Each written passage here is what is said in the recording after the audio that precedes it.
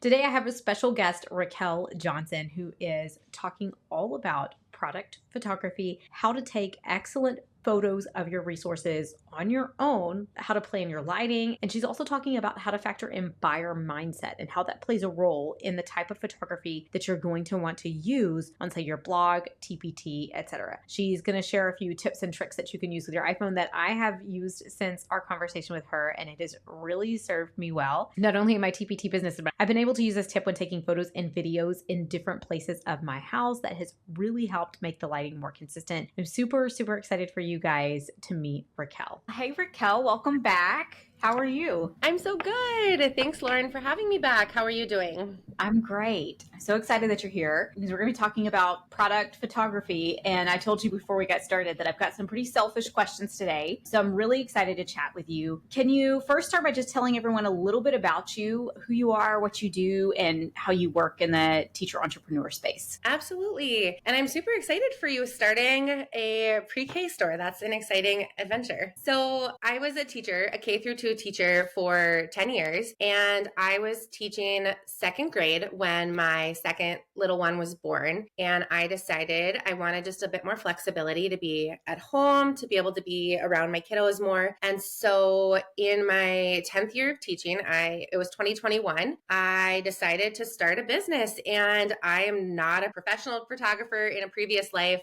Love taking tons of photos of my kids and pets, but I decided I was going to learn product photography. And so I did in 2021. And that's kind of how I fell into this. I've been taking product photos and videos for teacher authors since then. And then about like a year and a half ago, I pivoted my business a little bit. So I still do product photography and videography, but now I love working with teacher authors and helping them learn how to take product photos for their own business, because there's so many people that it's not in the budget to continuously hire out for product photos. And even if they're still kind of hiring out, a lot of people want that skill to be able to take photos quickly or be able to get a product out there when they need to. So that is where my focus has been. And I have a course, I work one-on-one with teacher authors. And so that's kind of where my business has taken me. And I love being able to work with teacherpreneurs. I love the TPT space. It's such a fun place to be. I love it. Well, we're so glad that you're helping other teacher authors learn how to take their own product photos, because it's something else. It's either a hefty investment to pay somebody else to do your product photography. Plus, you have to really be mindful of, like what you said before, like you just want to be able to post something right away. You have to really think several steps in advance, because it lengthens that process, or the amount of time that it's going to take to be able to get that resource put on Teachers Pay Teachers. So if you're in the earlier stages of your store, then it's kind of difficult to hire that out. So I love that you're helping some of us do our own photography. So let's talk about this a little bit, because I tell you, one of the things that I'm really struggling with right now entering this pre-K space is I want to make sure that I'm taking pictures for all the places. May not be that necessarily I want to do, say, Instagram or TikTok right now, but I want to have the ability to do that and not have to go back and reshoot products or things like that later on. So when we're talking about putting things out on different platforms, what are some things that we need to be mindful of in terms of maybe the size of the photo that we're shooting? If we're shooting it in an iPhone, like, do we need to be taking square, like 9:16? You know, I talk a lot about repurposing images because number one, they're one of, if you're spending the investment time or money to take photos or hire them out, you want to use them in as many places as you can. And it's absolutely important to think about the different platforms and how your product photos are going to work best on those platforms. And so there's so much information about utilizing them in different places, but I think like the very first place to start is really understanding the buyer mindset. And when you understand the buyer mindset, that's going to help you utilize your product photos better in all the places. And so you don't necessarily have to be in every place. You don't necessarily have to be marketing on TikTok, on Pinterest, on Instagram, on a blog. But many TPT sellers are utilizing at least a few of those different marketing platforms. And so really thinking about the marketing platform that you're using and why your buyers are there. Because on TPT, your product photos, if you have a clear photo that shows your product, shows how it's in use, that's going to be optimized for TPT because your buyers are there because they're ready to buy, they're primed to buy. But if you think about Instagram, for example, people are scrolling Instagram not necessarily because they're looking to buy something, but they're looking to be engaged. They want to connect. They want to be entertained. And so if you're just posting your product photos or your product covers and saying, hey, look at this awesome literacy resource, buy it now, that's not necessarily going to be the most effective way to utilize your photos. And then same with a blog. If you think about posting on your blog, your buyers are there, or the people that are reading your blog are there because they want to learn something. They're looking to gain a valuable skill. And so there's definitely different things you can think about when you're capturing your images. So consistency in lighting when you're shooting in multiple different places, is this just as simple as like getting a ring light and putting it in different spots in your house and moving it around? Or is there more to it than that? Or do we need to just like have one consistent place where we always shoot our photography and videography? Like, what's the solution to this? Absolutely. Great question. And I get this question. Lighting is the trickiest part about product photography, and I absolutely hear you. You don't want to spend $500 for lighting to take product photos. You want it to be as like cost effective as possible. I'm going to have a couple different answers here based on what you're looking to do. So I hear you saying that you love, which is amazing, that you're taking photos of your toddler, like completing these resources and working with your resources, which is amazing because that is going to be so effective at selling your resource and showing what it looks like with kiddos using it. And that piece gets a little bit trickier because you're not wanting to be intrusive and manipulate her, and you just want to let them go. When you're taking photos like that, number one, you absolutely could have just a space set up in your home. So if you have a place where you do product photography, and I have like my piece of foam board on just a table in my workspace, and you could absolutely, if you want, depending on what kind of background you want. So thinking about if you want that like light wooden background, like she's working on a desk, or the white background, you could have her go and work at your photography workstation if she would be all right with that. And then that would give you a little bit more control over the lighting. And so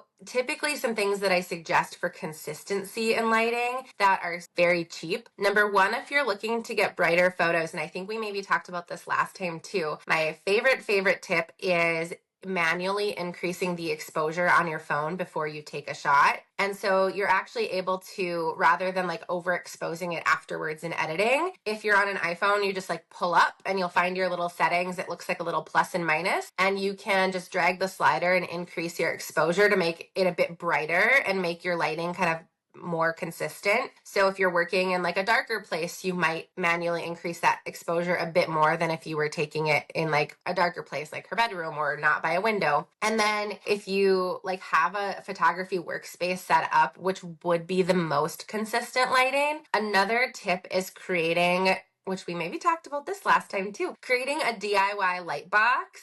Basically what I do is I just get foam boards. I use them from the Dollar Tree. So it's like $3.75 for a light box. And I just have 3 foam boards and I tape them together at the corners. And then it's pretty big, so it could absolutely just like fit on the table. I know that people are listening and I'm like showing how it goes, but you would set it down and it's almost like there's 3 walls. So the front part would be open for her to be like writing on a resource or solving a puzzle or putting things together. And that front part would be open for her to work on the table. But what that would do is it would just like make the light that you do have, if you're using like a ring light or something like that, it would keep that light within the box because the light kind of bounces off the walls and would make that whole setting just a bit brighter. I love that. And that's kind of, for those who are trying to picture it, you're talking about something similar to like what you would put on a student desk to keep them from like cheating or getting distracted. Why have I never thought of that before? I'm going to start using that visual because that actually is a really great way to explain it. And that's going to help if you do, like, for example, decide to use a ring light. That will help it be a lot brighter. If you're not wanting to kind of have that staged look and you're really wanting to take photos around your house in different places, manually increasing the exposure will help. But also a lot of that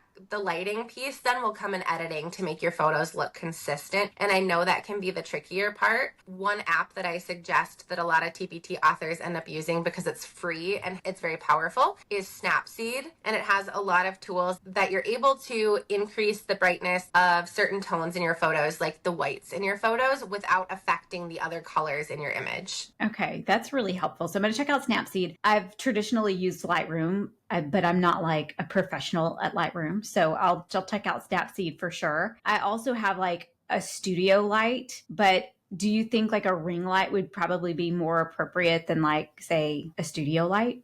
Honestly, if you have a studio light, so do you have like a soft box on your studio Yeah. light? Mm-hmm. Really, either or will work. If you're actually shooting like a person and you're getting your child in the photos, the softbox lighting will probably work a little bit better because it softens that light. Okay. And when there's like a whole human in the photo, that often there's just like a bigger object that creates more shadows. And so the softbox will just soften it a bit so those shadows aren't as harsh. If you're just taking photos of a resource without your child in the photos, then I would suggest kind of having that consistent place, and either light really would work. But that's where like using a light box is going to help kind of contain that light and make it brighter. I love that. I love that. You're going to teach us how to take, existing product photos that you already have and make them work at other places. But if you can plan ahead, that way it saves you a lot of time. You don't have to go back and try to take other pictures, which I'm finding that if I know for example, which pages I'm going to feature on the blog, then I can just go ahead and have her do those work pages first in the workbook, take those pictures all in one sitting. And then that way she's not, say, at the kitchen table for one and then at her desk for another. So like planning ahead. But then also you've given us some excellent tips for kind of making the lighting a little bit more consistent and doing some things to help if you're taking pictures in stages or in multiple places. And then one other question that I wanted to ask you is, what are we going to learn at Teacher Seller Summit to help us take super consistent photos and get us all up and running with our own product photography? Yeah, absolutely. I am so excited for TSS #1. I can't wait. And we are going to be really digging into taking your photos, so however you have your photos, and utilizing them on social media, on a blog. And we're going to be showing it in action. So we're going to be in Canva actually manipulating some Instagram templates. We're going to be, writing a caption together, because another strategy we didn't talk about here is if you're going to be just posting a product photo, really pairing it with a caption that,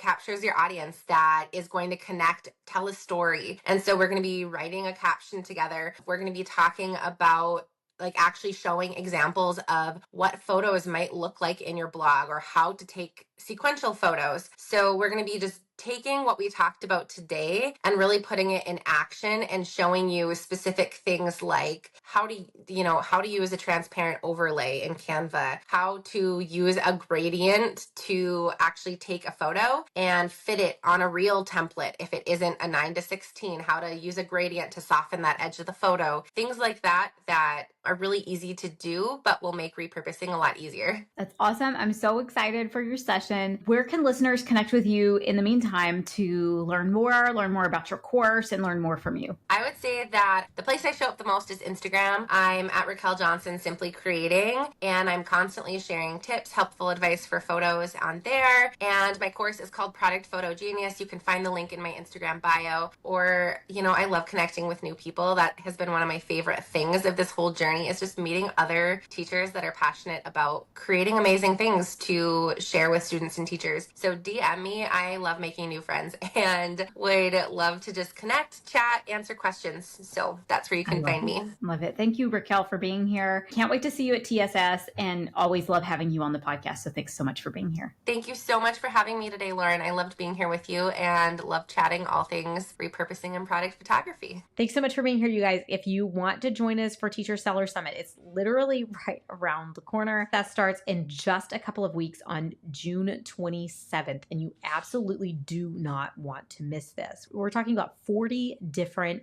presentations with tons of guest experts who are going to help you grow and expand your teacher entrepreneur business, both on and off TPT. We're going to have live panels where you can come and ask questions from different experts. We're going to have opportunities, multiple opportunities for you to meet and connect with other TPT sellers, maybe even in your area. I cannot wait for TSS. You absolutely do not want to miss this. You can grab your ticket through the link down in the description. I cannot wait to see you guys there. For right now, I'm going to see you guys right back here next week.